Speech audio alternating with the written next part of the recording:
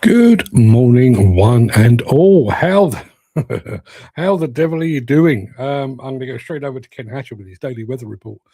It's much the same here. I've not been out, so I don't know how cold it is, but it has been chucking it down for, well, basically the whole night and all morning.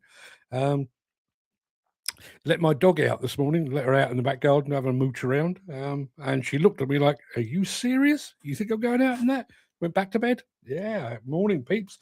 Says Jim, missed yesterday's show because of inductions. Yeah, it was a long old induction you had. What was it? Hours? Hours. Yeah, we've got, Gary says, we've just got the wind, but all dry here. It's raining everywhere else.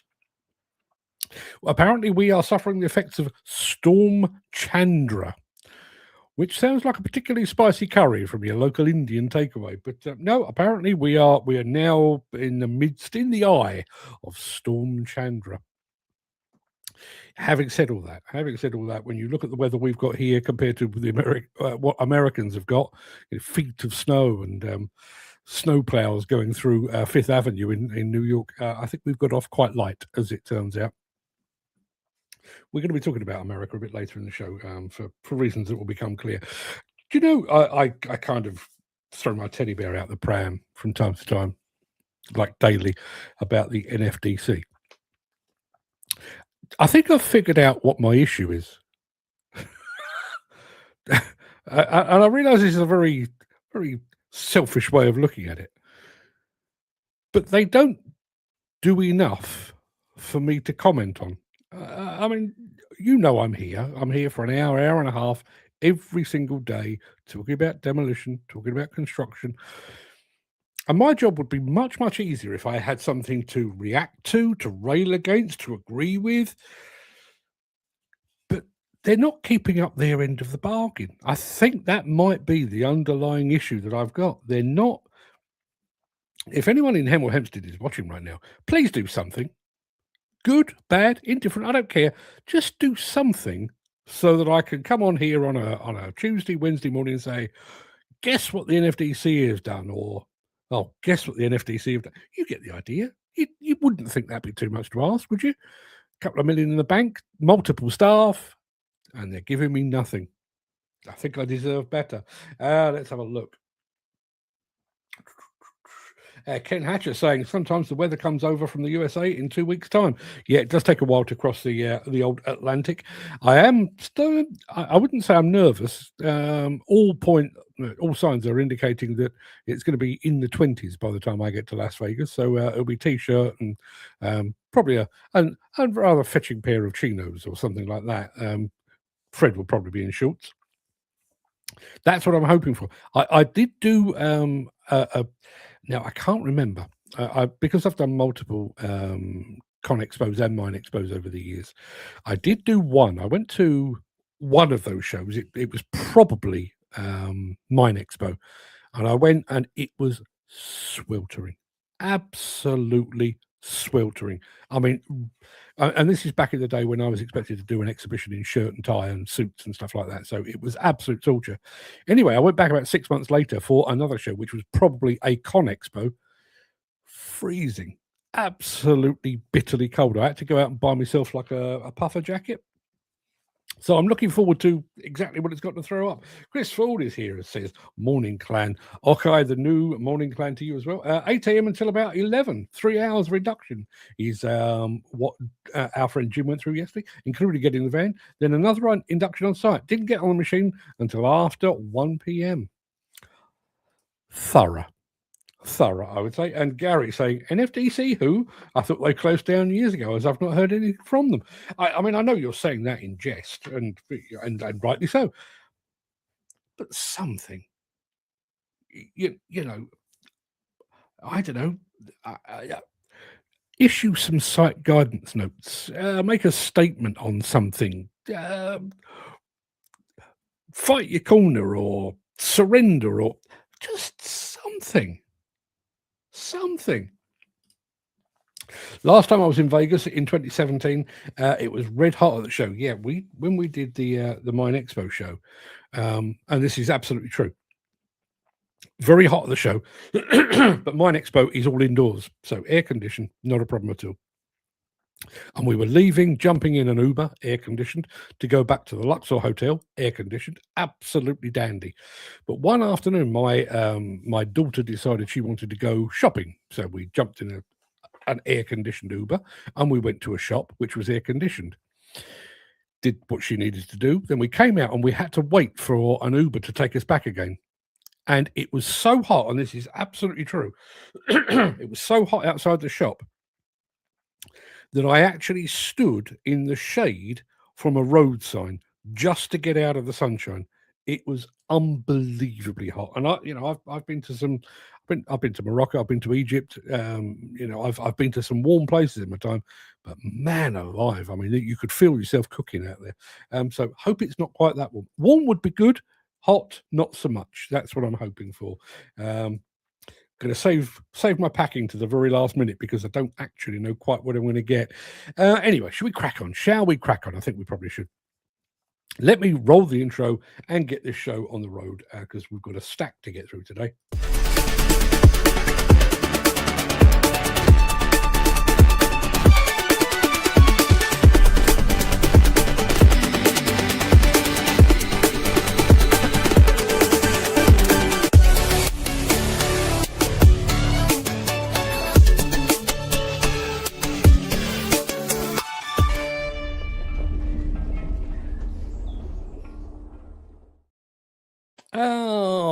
I'll do the intro properly in just a second, but Dan has just arrived. Morning, Dan. He says, good morning, guys.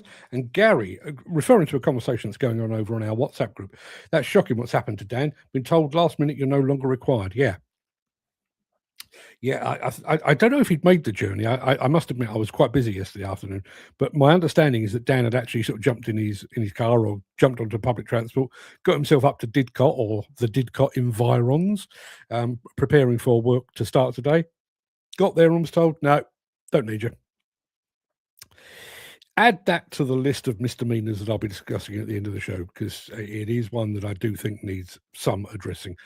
But let's crack on. It is Tuesday, the 27th of January. Welcome to the Breakfast Show. I am your host, Mark Anthony, the Walrus of Demolition, the Lord High Chancellor of Live Streaming, the authentic voice of the global demolition industry. And in today's show, you're going to see a water tower toppled. Magni, Magnith, call them what you like. They're going to lift the lid on their new RTH Series telehandlers.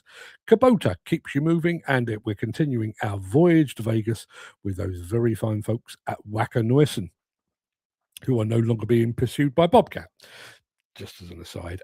Plus, in today's edition of Mark's Morning Monologue is entitled "A Line in the Sand." A line in the sand. Just very quickly, I just caught a glimpse of myself over on Instagram. This is deliberate. I'm feeling like the beard needs to make a bit of a comeback, maybe for a month or two. Get rid of it for the summer, but the beard is on its way back. Don't watch it too closely because I don't grow them particularly quickly, but it's coming. It's coming.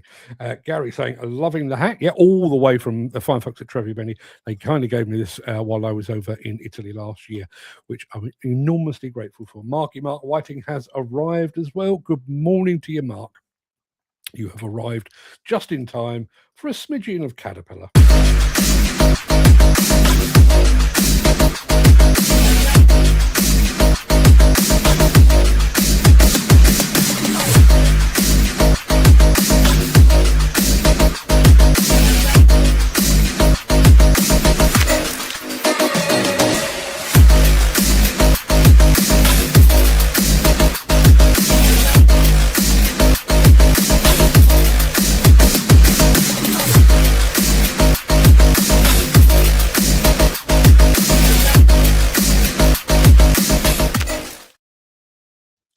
I just realised I've missed a few button presses along the way, so I apologise for that. I'm just making sure that's all hunky-dory now.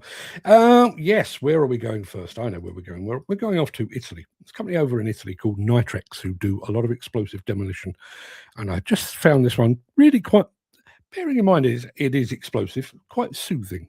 Sit back for 1 minute and 53 seconds of really quite pleasant. Enjoy.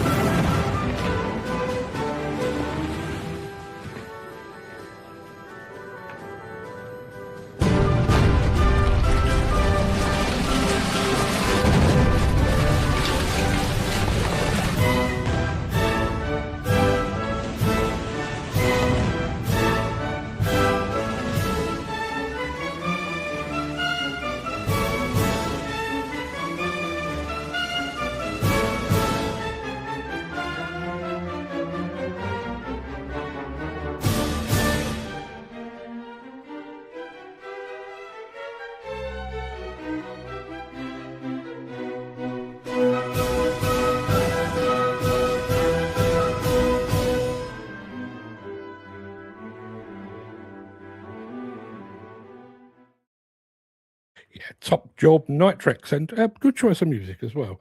Don't know what it was. I'd like to think it's some Italian composer that I've never heard of, but thoroughly enjoyed that. We're going to be back with Magni after this. If you are enjoying this episode, please consider supporting the show.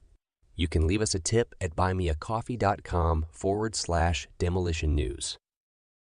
Yeah, we were talking telehandlers with JCB yesterday. We're about to do the same again with the fine folks at Magni. Enjoy. Hello, my name is Riccardo and I'm Product Marketing Supervisor at Magni Telescopic Handlers. Today I want to show you one of our most advanced and versatile solution, the RTH range. The RTH range features a 360 degrees rotating curve, giving you total visibility of movements and precision on site. Magni RTH is a 3-in-1 solution, a crane, an aerial platform and a telescopic handle. With the new full power mode, it is now possible to maximize capacities with the winch for unique performances in the sector. It can also be used as a platform, safely lifting operation to any height. When power and agility are needed on the job site, the RTH moves heavy materials with speed, precision and full control. A wide range of dedicated attachments enhance its versatility, allowing the RTH to adapt to any job. Every attachment is automatically recognized by the RFID system, which updates the load charts in real time directly on the screen. RTH is the ideal solution for any working site. Compact, powerful and precise, it operates with minimal effort in narrow streets and busy job sites, minimizing repositioning and unnecessary movements while ensuring a fast and continuous workflow. With incredible lifting performances, RTH models can easily reach places where other machines would struggle. Thanks to the fast stabilization and turret rotation, RTH saves time on every lifting cycle. And when precision matters, you can fine-tune your positioning during machine operations. In addition, thanks to the twin power option, the RTH can also operate in full electric mode with zero emission and the same performance. Magni RTH, a true all-in-one solution for the most demanding job sites.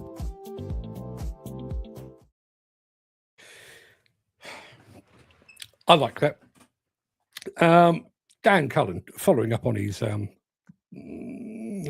slightly annoying day, frustrating day that he had yesterday. Yeah, guess what? Big problem was the guy didn't answer his phone until 3 p.m. When I finally got through, he was told he wasn't actually required. He says, they found another operator. I was in hospital all morning. They told him in the morning. Brilliant. Yeah, I wouldn't have thought that would be particularly hard, but apparently for some people that is really quite problematic. You know, we've been talking about the government's aims and ambitions for new houses, 1.5 million new homes in the next 5 years. Going to miss it by an absolute country mile. Well, apparently, turns out they're not alone. Have a look at this. This is a report today from, where is this from? Specificationonline.co.uk. The Mayor's affordable housing delivery falls short of what Londoners actually need. Rising costs, funding constraints, and a lack of strategic focus are slowing the delivery of affordable homes that Londoners need most, particularly family-sized and accessible homes. A new report from the London Assembly Housing Committee warns that London's affordable housing system is failing to keep pace with the need, despite public investment through the Mayor's Affordable Homes programme. Get this, delivery under the current programme has been slow, with 64% of homes still to be started as of September last year, less than a year before the programme is due to end. More than half of the affordable homes that we need have not yet been started, and we've only got a couple of months to go. Brilliant. Absolutely top notch. And did we really expect anything else? Probably not. Our London Mayor, Mr. Khan, not the first name you think of when you think of the word accomplishments. There's a bunch of words that I do tend to think of, but that's not one of them. we'll come back to that at some point, I'm sure. We've got more. We have got more. What have we got next? Oh, yeah, Kubota, keeping you on site. After this. Since the finance bill came into effect in April, the construction industry has seen a surge of fuel thefts. The rising cost of living has placed an additional risk of theft by employees and contractors, as well as opportunistic thieves. By using diesel dye and placing warnings of its use, you are sending a clear message that this is your fuel.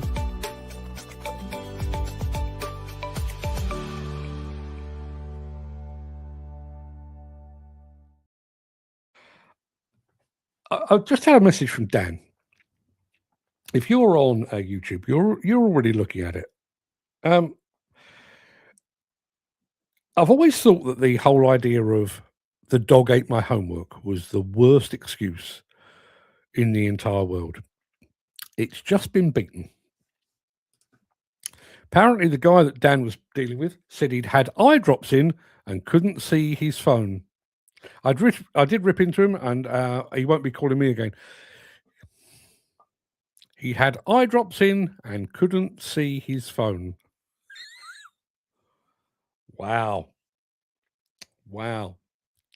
Wonder if Stevie Wonder's ever taken a phone call. I reckon he probably has. What do you reckon? Kubota keeping you on site like this. When everyone else is still asleep, we are already awake.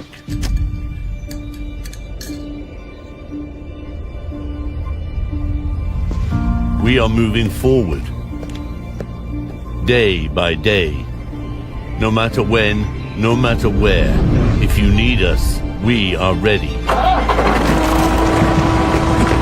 We lend a hand when it counts. Ups and downs, rough and fine. We don't wait for the storm to pass. With us, you'll be on the move no matter which terrain.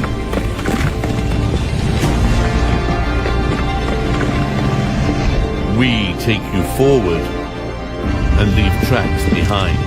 We fight our way through and clean up.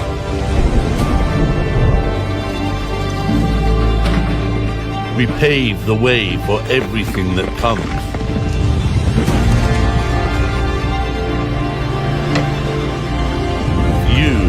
Are the focus of our attention. Everything in view, everything under control.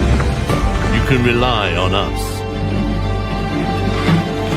We help today and are built for tomorrow.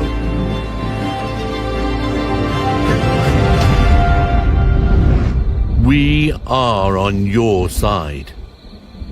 We are Kubota.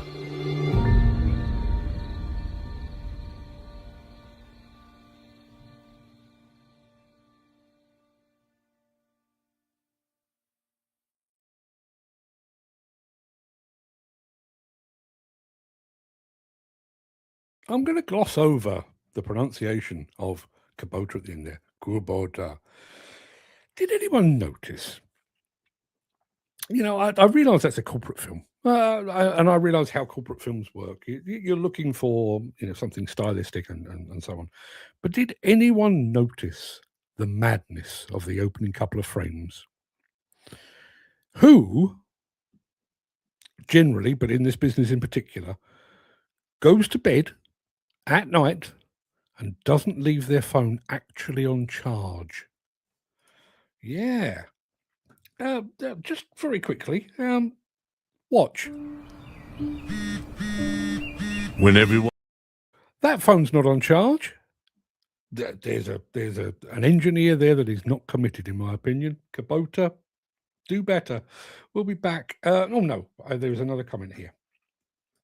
Dan is out to the tune of 200 quid as he's come back, but luckily caught a job in Slough for Demcom at 5 o'clock last night. Yeah, I mean, you're 200 quid is a kick in the teeth, but you're quite lucky to have caught a job when you did, because otherwise you'd have lost another day's money today. Just disgraceful. Couldn't agree with you more. Let's have a bit of this.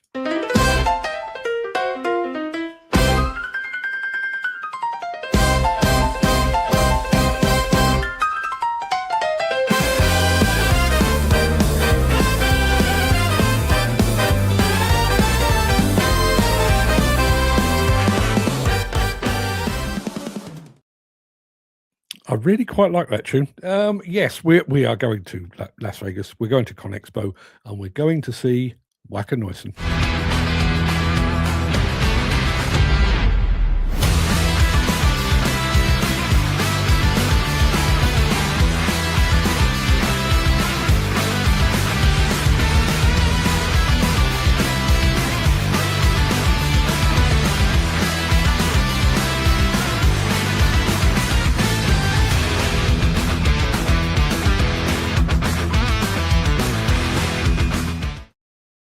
Always a pleasure to work with Wacker Neuson, who, as I said earlier in the show, no longer being pursued by Bobcat. Not entirely sure what caused the chase to be over, but it is over apparently. We reported that over the weekend, I think.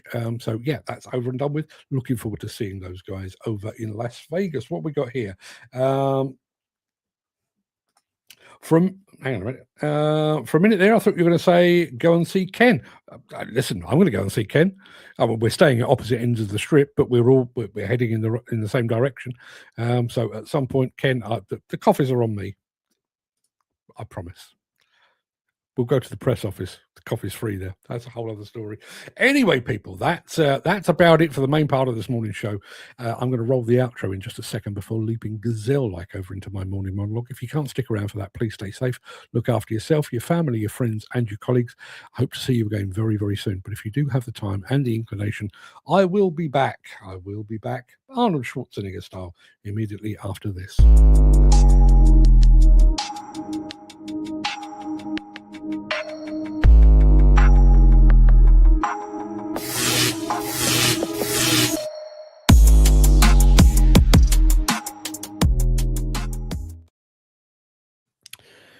When I'm not writing about or reading about demolition and construction, I spend an unhealthy amount of time studying the endless machinations of American politics.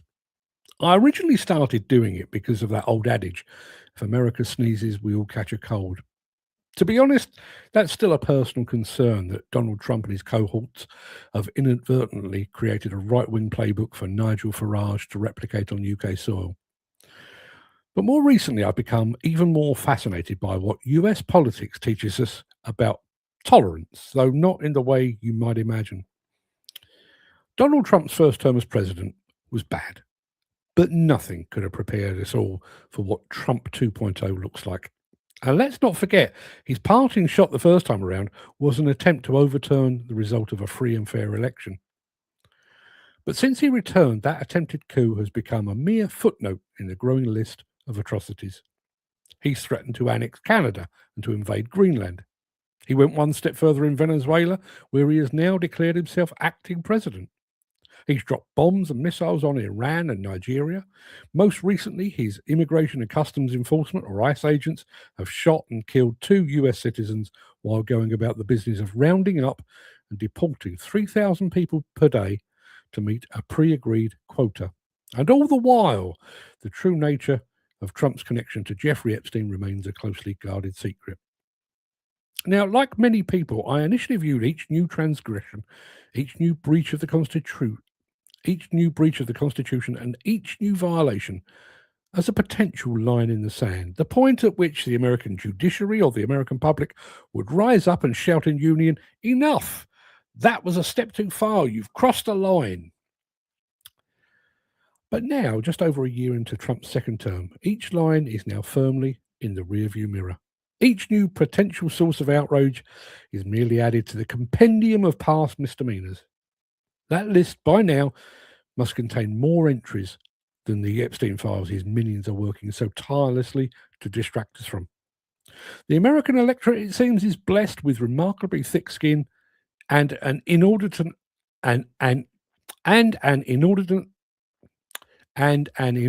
amount of resilience and tolerance. But my apologies. And weirdly, those qualities are replicated in the UK demolition and construction industry. We too can watch the arrival of each new inflection point and then watch it fly by like a speeding train. We can watch more than 8,000 companies go to the wall in the space of 2 years and carry on as if that's entirely normal. We can watch 10 high-profile demolition companies get fined £60 million for their part in a bid rigging scandal, and then It's business as usual. We know that more than 2,000 of our number will die from mesothelioma and asbestos-related diseases, but we don't list those among our annual league table of fatalities. Oh no, we've got a separate list for those, one that we prefer not to talk about. In fact, we keep that list right alongside the other register of the dead, those from within the industry that take their own lives each year. Wouldn't want that undermining our claims of being a caring, sharing industry now, would we? And we don't just flex to accommodate our own problems. We bend over backwards to accommodate those challenges and impositions foist upon us. Henceforth, you shall no longer be permitted to use the fuel you've used for the past century. Forthwith, you shall be allowed to work in certain parts of the country only if you invest in some expensive new equipment to satisfy our need to be seen to be green. And yes, your workers have been doing this job safely and efficiently for the past 3 decades, but we really must insist that they now sit in a classroom and prove it to someone that's never actually done the job themselves. Or worst of all, yes, 4 of your workers were killed in a single accident. Awfully bad show. But bear with us while we spend the next 10 years talking about it rather than actually doing something about it. And we take it. We take it all. We turn the other cheek. We look the other way. We take each new transgression, each new regulation, each new death. We take it all on the chin. Each day I watch the news coming out of America. Each day I watch the news coming out of America, and I wonder how many US citizens will have to die before American citizens say, that's enough. I wonder how many foreign countries will need to be bombed or targeted for takeover before they draw a line in the sand. I wonder when they will say, enough. And I wonder when we will do likewise. I really do need to get off this Trump high horse. But he is the example of all that is wrong with the world, in my opinion. Let's have a look what we've got over here. Dan saying, fantastic writing, Mark. Very good points. Thank you very much. The writing, I think, was quite good. The reading, not so much. My apologies. Can't say inordinate. Weird. Could be worse. Could be tower crane operators out on strike. Something tells me it's not going to end nicely. I do wonder. There is call in America. I'm going back to America again. There is call in America for a general strike. There is still quite a big degree of unionization in America, and I do wonder if they will go on a general strike. All the industries combine on a single day or a single week to say enough. We're coming out, and I actually wonder what the presidential or administrative reaction to that would be. Their reaction to the shooting of the guy in Minnesota a couple of days ago, over the weekend. It's a lie. No, he came at us brandishing a gun, committed to committing carnage. His gun was in a holster in his pocket. They'd already taken it off him before they shot him. And the only thing he was brandishing was an iPhone. And since then, he's been labelled a domestic terrorist by those in power.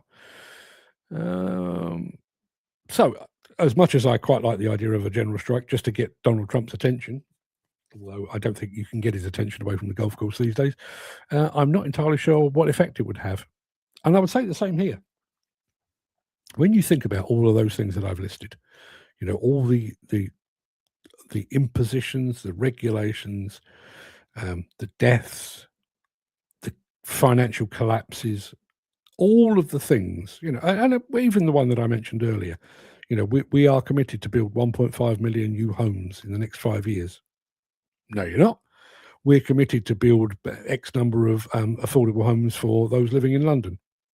No, you're not. And yet, there it is. It's headline news. I've mentioned it here.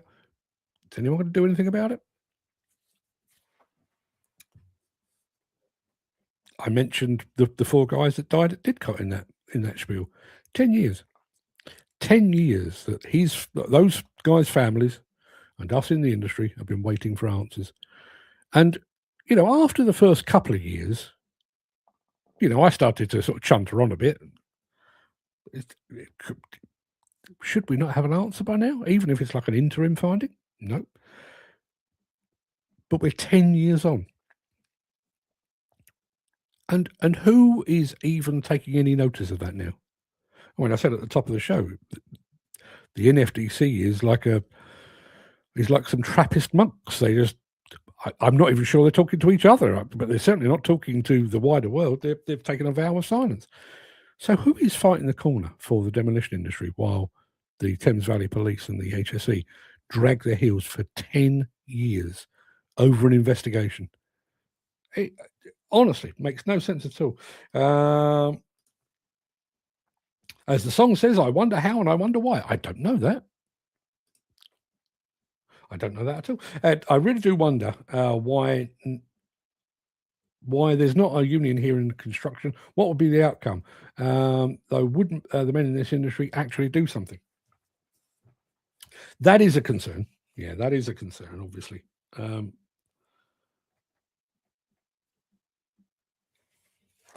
I'm not even entirely convinced that it should be like an adversarial, the company management or the owners against the unions. There should be a bit of flex both ways.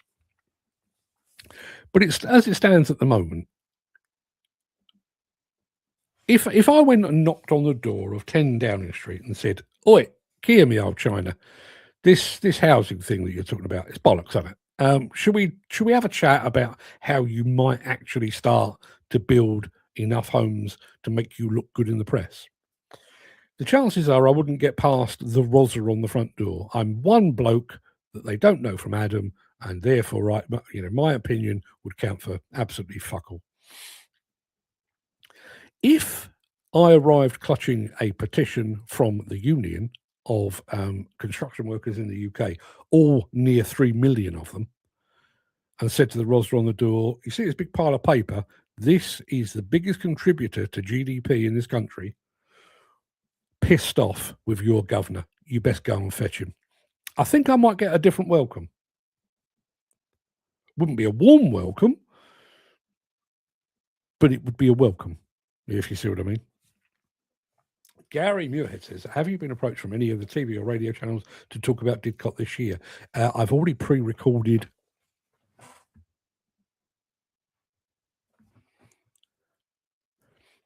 I've done 3. That's not 3. That's 5. I've done 3. One may have already aired. I'm not absolutely sure, but I've certainly got a couple in the can that will be coming out probably to coincide with the 10th anniversary. I've got to be honest, the first one that I did with ITV, I actually got the impression that they knew something that I didn't. The way that they aimed the questions, it was almost like, there is about to be an announcement. We'd like to get this in the can early doors. But I said at the end of the conversation, is something no, we're just going to put this in a cupboard somewhere, and we will drag it out when the need arises.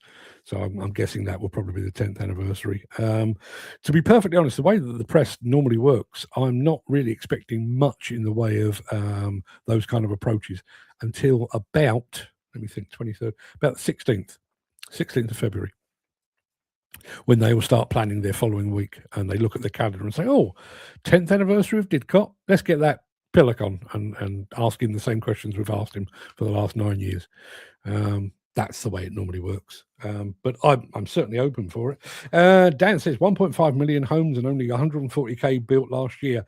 Actually gone down. But how and why do they call 500,000 houses affordable, and how are they trying to get people on the property ladder? It ain't working.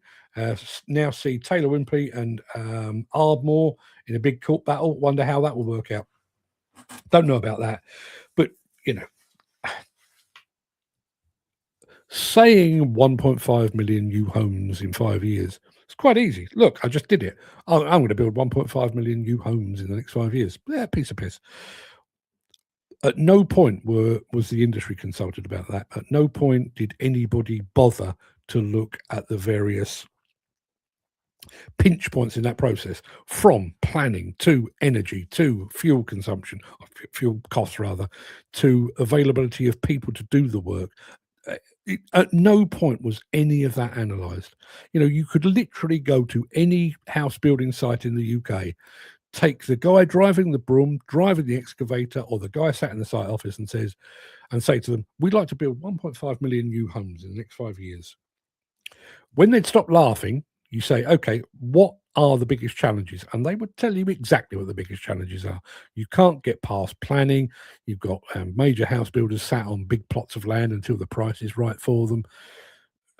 We've not got enough people. Even if we've got enough people, we don't have enough power. We don't have enough electricity. We're not, our water system is already collapsing under the weight of the current population without adding another 1.5 million new homes to it.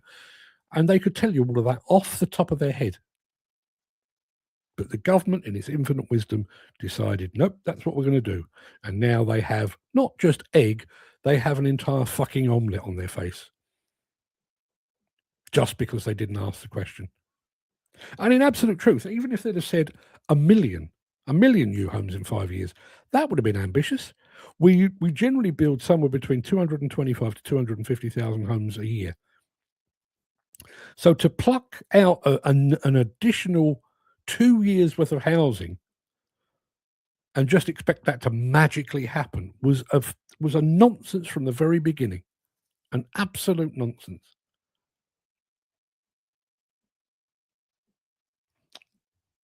So much of this, in my humble opinion, and it's my show, so it's my humble opinion, I guess, counts.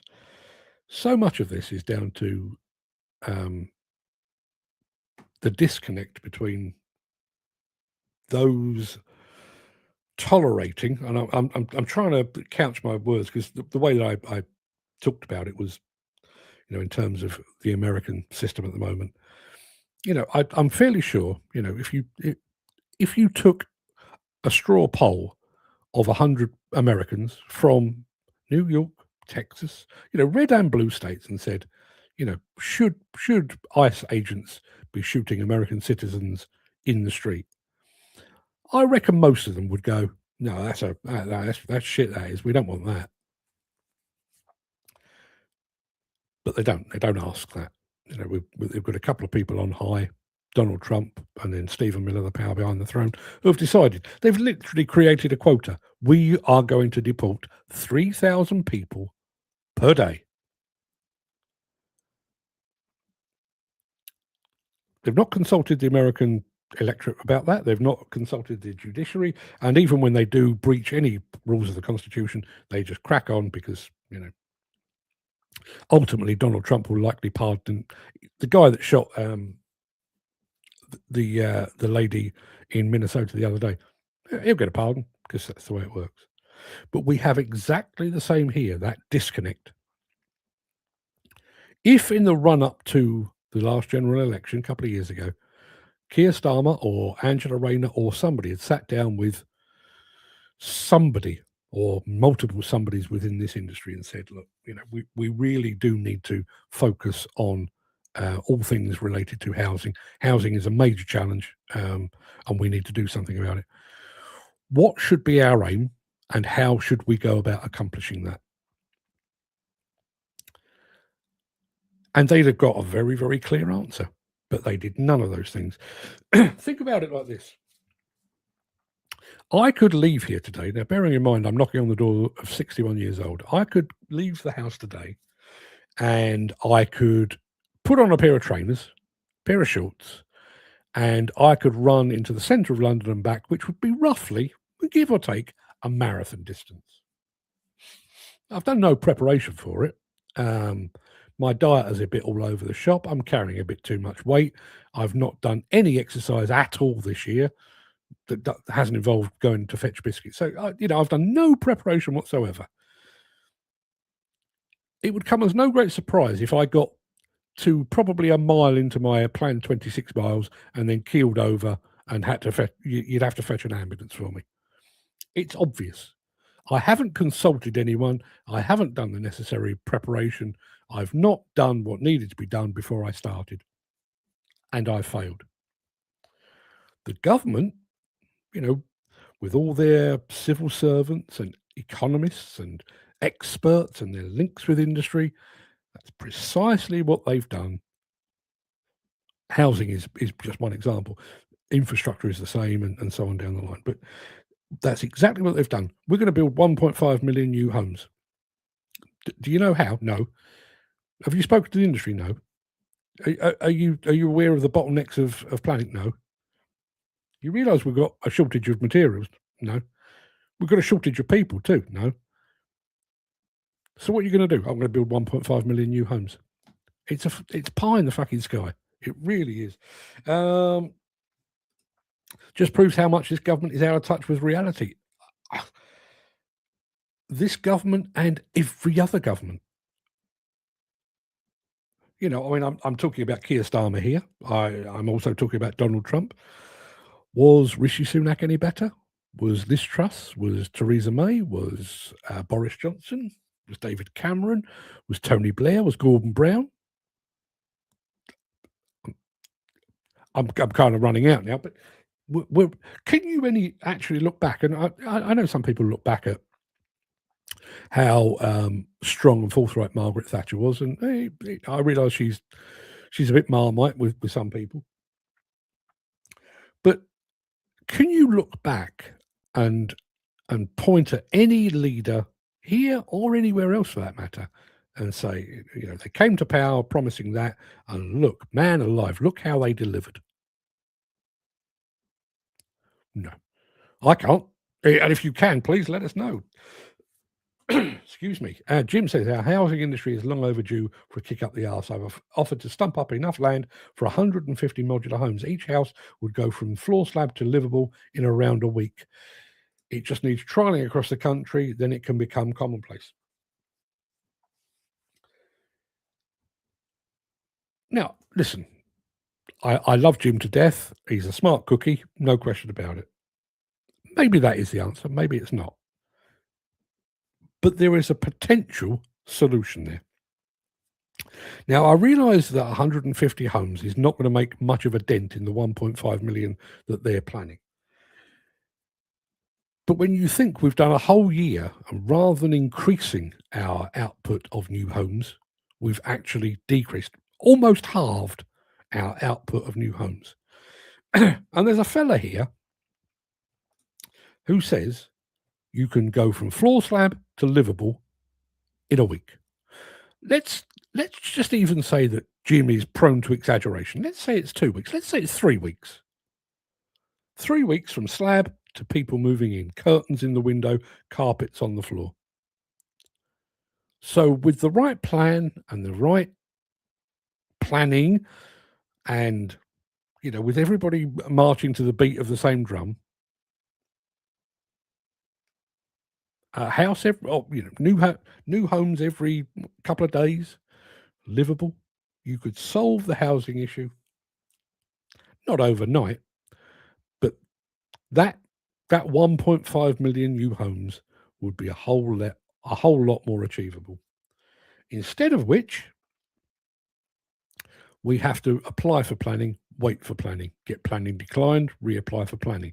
Even if you do get planning, you've then got to put all of the ducks in a row, be it people, materials at huge cost, the energy, the sewage. I mean, if anything's got to be removed, there's another bugbear with me. If anything's got to be removed, if you've identified a plot of land that used to be a factory or a petrol station or a warehouse or whatever, doesn't matter what it is, an old hospital building, that's got to be removed in order to build the new homes. Part of that is that the gas supply and the electric supply and the water supply to that building has got to be turned off before the demolition can begin. Do you know how long that can take? You'd think it would be, hello, Dave Blogg's Demolition here, come and turn the gas off down at East Street, would you? Yep, no worries, mate, we'll be there tomorrow. 3 months or more? Yeah. And let's be honest, you can't start dropping buildings, particularly gas. You can't start dropping buildings and the potential of rupturing a live gas main and having sparks and blowing the whole bleeding thing up. So you do genuinely have to wait for that, and you have to wait months and months sometimes. Did anybody in the government consult on that? You know, there is this belief that our brownfield sites should be a key contributor to our housing stock. You know, we've got all these disused factories, disused warehouses, disused hospital buildings, disused this and that. They'd be ideal. They're right on a road. We don't have to put a new road in because the road is already in existence. It might need a bit of tidying up, but the road already exists. Ideal location. Has anybody realized that it could take 3, 4, 6 months to get the gas turned off before the demolition contractor can even make a start? Dan saying, how's the new job, Jim? What are you operating now? I think he's actually put that in the WhatsApp group. I must admit, I looked at it very, very quickly while I was getting ready to do today's show. I was working away in the background on a thing that I'm doing, which I'll bore you with some other time. But yeah, I'm fairly sure I saw that. What was he saying? I think he's got something coming down the line. I think Jim is going to get an Hitachi 130 with GPS. I realise Dan's not a Hitachi fan, but I am. So you should be dead comfy in that, Jim, I would say. That will pretty much do us for today's show, I would suggest, unless anybody's got anything else. The countdown to ConExpo continues tomorrow. Don't forget, 18th of February, we've got an evening show on. So keep that in mind. Jim says, but the industry needs to try different options. They've already built individual homes within a week, hardly any site waste, just crane them in. The hold up is gaining the planning. Yeah. Here's the thing. The opening sentence of that is where the crux of this lies. The industry needs to try different options.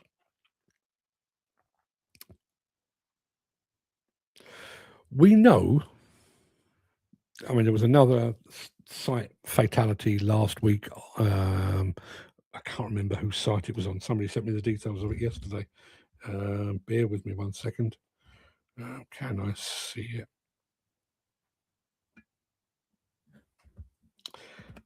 No, I can't see it there. I think it may have actually been Ken that sent it to me, and Ken tends to work on Messenger. Bear with me 1 second. I will come back to you.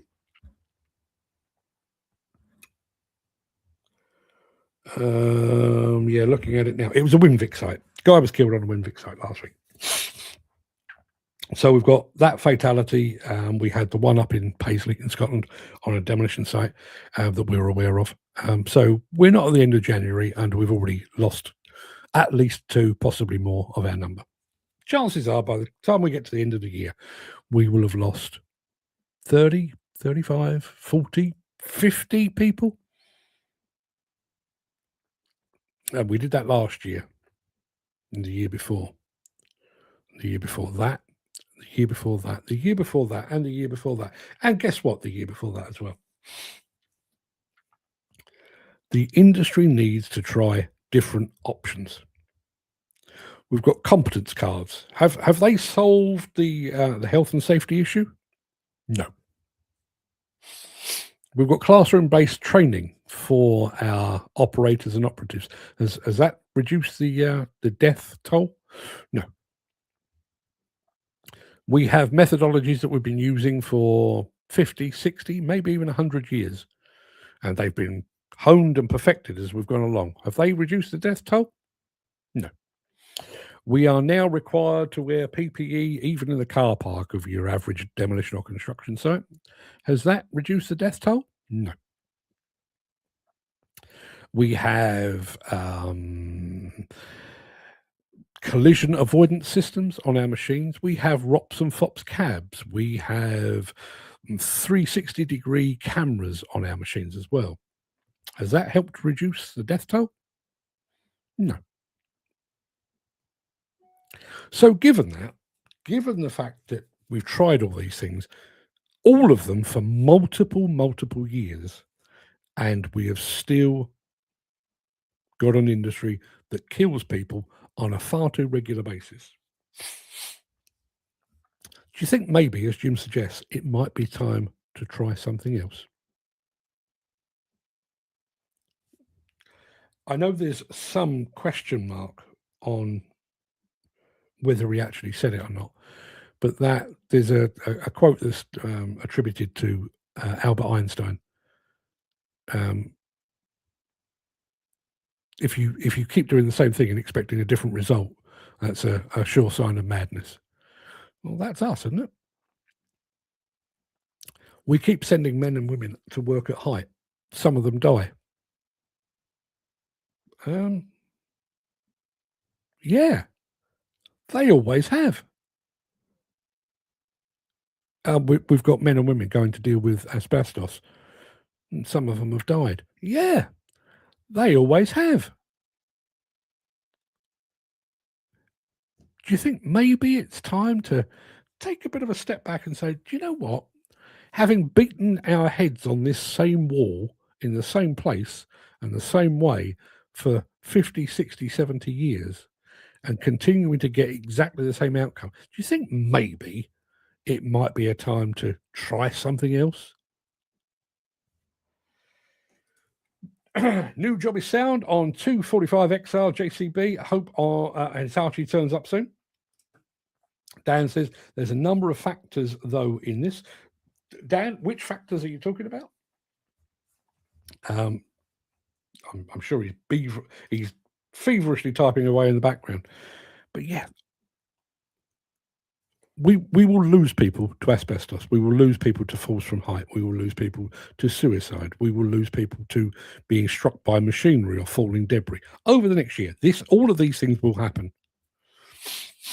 It's not the end of January yet, and I will tell you that all of those things will happen, not because I'm sat here with a fucking crystal ball on my desk, not because I have second sight, not that I've been granted some superpower to scan the horizon and see the future. I'm telling you that because it always fucking happens. It always fucking happens. You know, and every single time, somebody is killed on site.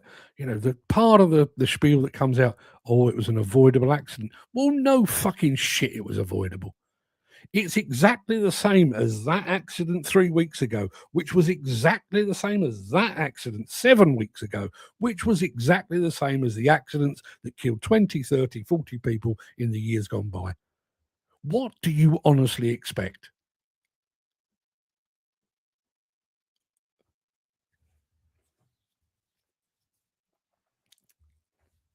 Dan says, no one wants to change it. I'll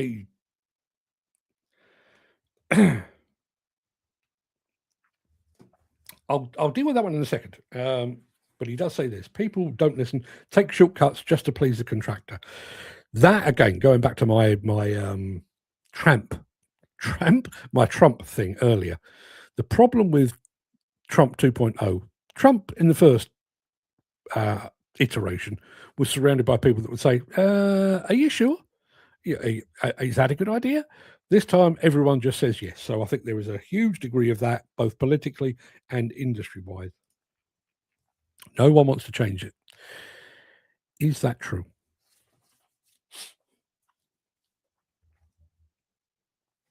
I realise that those at the upper echelons of the business might not want to change. Oh, well, I've got to invest in a new system. I've got to invest in new training. I've got to invest in this, that, or the other. Sod that for a game of soldiers. I'll carry on the way I'm going. But I think if you consulted with the 2.53 million people actually on the ground, wearing the boots and the hard hats and the high vis and the safety glasses, the safety goggles, and all of the other stuff, and if you said to them, would you like your job to be less hazardous? I'm fairly sure that most of them would go, yes, please. Yeah, that would be handy. Would you like some form of guarantee that you'll make it home to your wife and kids this evening? Yes, please. Yeah. What do I have to do? Would you like to end your career without some life-altering injury, a missing limb, perhaps?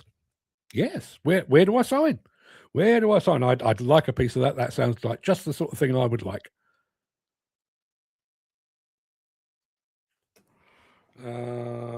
So yes. Yes.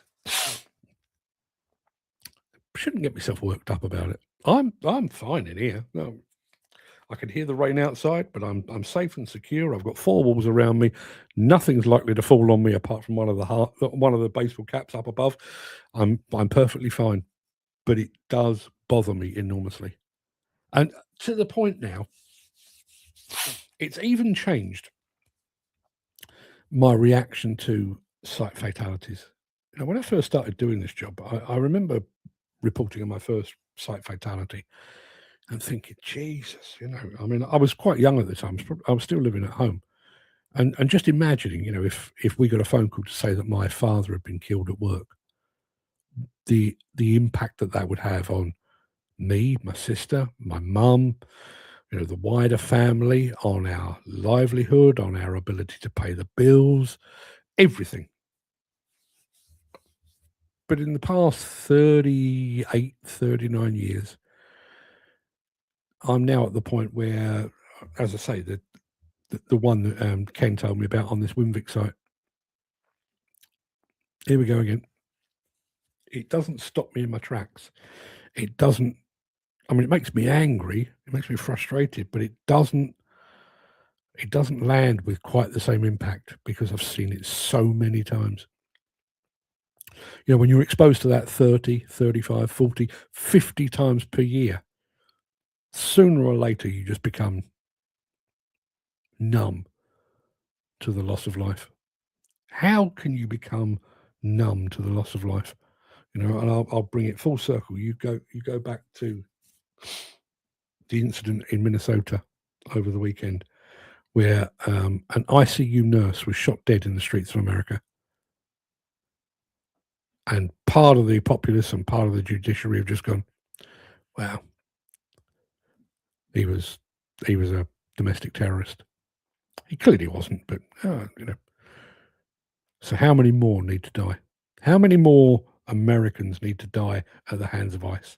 How many more people need to die at the hands of UK demolition and construction companies before we draw, as I've called today's morning monologue, before we draw a line in the sand and say, that's it. That right there was the straw that broke the camel's back. We need to take a fucking big step backwards because that's enough. Didcot should have been it. It clearly wasn't. What would it take? How many people need to die? Was 4 not enough? Would 5 do it?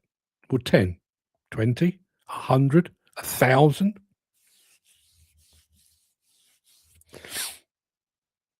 Is there a piece of paper somewhere in the upper echelons of the industry that says if we exceed this mark, we need to take action? Or do they do exactly what the Trump administration is doing? Move on. Move on. So cheery thought to leave you with on a Tuesday morning. I'll be back tomorrow for yet more of the same. More of the same. Until then, everybody, please look after yourselves. Please look after yourselves. Jim, enjoy your new job. Dan, enjoy your new job. Everybody else, enjoy the job that you're already in, that you've been doing for months and if not years. I'll be back tomorrow for more of the same. Until then, everybody, have a fine and splendid day. And do your best to stay dry. It's pissing down out there. See you soon.